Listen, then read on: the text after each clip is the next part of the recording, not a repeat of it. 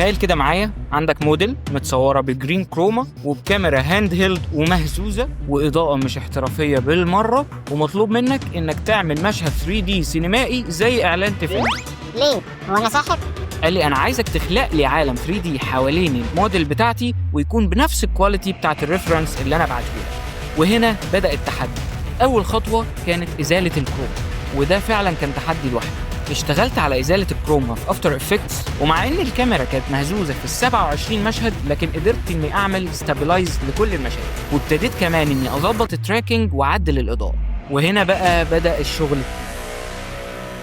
ابتديت افكر في عالم 3D حوالين الموديل دي. فضلت ادور على فوتج وابتديت اعمل لها موشن تراكنج، وابتديت اركب الموديل عليها، وابتديت اظبط الشادوز والانعكاسات بحيث ان المشهد يبقى طبيعي 100%.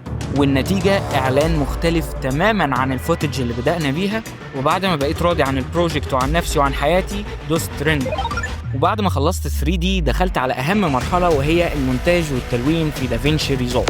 وابتديت أستخدم أفضل أدوات التلوين السينمائي علشان أخلق بيئة بلو سنوي انفايرمنت زي الإعلان الأصلي. فلو عندك براند وعايز تعمل إعلان مختلف وجذاب بالشكل ده، أو لو حتى عايز تتابع فيديوهات الجاية، ما تنساش تعمل فولو، وخلينا نحول أفكارك لعالم سينمائي مبهر.